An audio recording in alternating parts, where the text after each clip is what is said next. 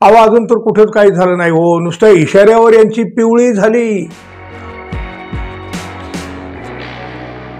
मित्र हो नमस्कार। मनात बसलेली भीती खूप भयानक असते। एकदा माणूस घाबरला की तो मनातल्या कल्पनांना सुद्धा भीत राहतो, घाबरत राहतो। अहो प्रत्यक्षात काय घडेल न घडेल पण त्याआधीच तो अर्धमेला झालेला असतो। भेकड पाकिस्तानच्या पाळीव कुत्र्यांनी काश्मीरमध्ये येऊन पर्यटकावर गोळ्या झाडल्या। जंगलातून आलेली ही पाळीव कुत्री परत जंगलातच पळून गेली। अर्थात आपल्या सुरक्षा व्यवस्थेची कमतरता होती म्हणून तर हे घडलं ना हो, हे कुणी नाकारू शकत नाही, नाकारता येत नाही।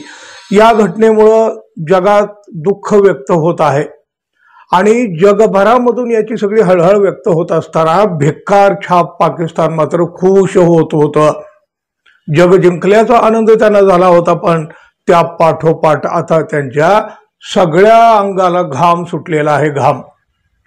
कारगिल युद्धात थोबाड फुटलं। भारताने पाकिस्तानच्या हद्दीत घुसून दहशतवाद्यांना नेस्त नाबूद केलं, पण तेवढ्यावर सुद्धा अक्कल आली नाही हो या पाकड्यांना।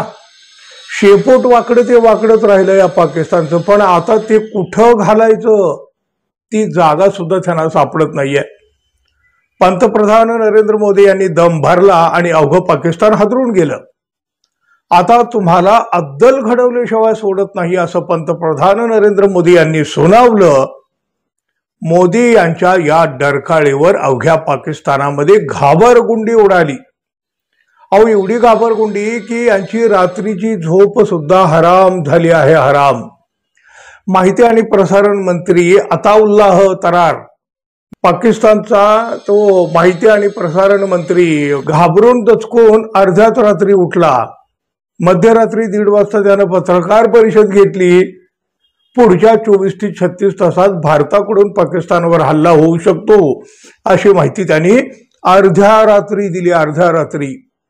कुठल्या तरी गोपनीय आणि विश्वसनीय सूत्राकडून पाकिस्तानला ही माहिती मिळाली आहे असं यानं सांगितलं।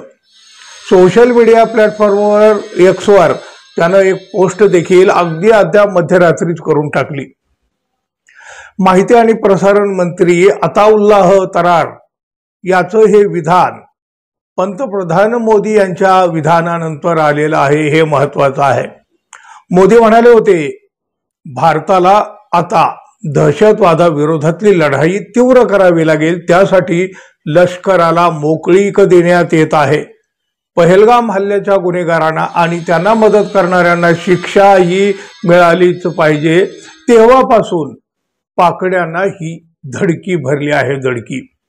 अहो अजून तर कुठेच काही झालं नाही हो, नुसत्या इशाऱ्यावर यांची पिवळी झाली।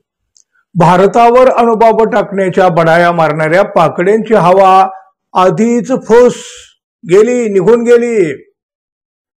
अहो आधीच भिक्कार छाप देश 2 वेळच्या खायचे वांदे आणि लागल्यात हिंदुस्थानला टक्कर द्यायला, अणुबॉम्ब टाकायला। बघा नींद हराम होणं म्हणजे काय असतं ना, याचा अनुभव आता पाकिस्तान घेत आहे। म्हणूनच अर्ध्या रात्री उठला मंत्री, स्वतःही घाबरलेला, देशाचीही उडवली झोप। भारताकडून पाकिस्तानला दणका तर बघा नक्की बसणार आहे, पण त्याची माहिती याची आधी लीक होणार नाही। भारताला समजतो काय हा पाकिस्तान। पाकिस्तानची विश्वसनीय जी सूत्र आहेत ना ती अविश्वसनीयच ठरतील। आता पाकिस्तानला मिळालेल्या माहितीनुसार भारत पाकिस्तानवर 24 ते 36 तासात हल्ला करतोय का? पाकिस्तानला मिळालेली माहिती ही खरंच खरी ठरते का हे पाहावं लागेल। पाहूया। तोपर्यंत मित्रांनो, आपण अजून आपल्या चॅनलला सबस्क्राईब केलं नसेल तर कृपया सबस्क्राईब करावं ही अपेक्षा आहे। धन्यवाद, पुन्हा भेटू, तोपर्यंत नमस्कार।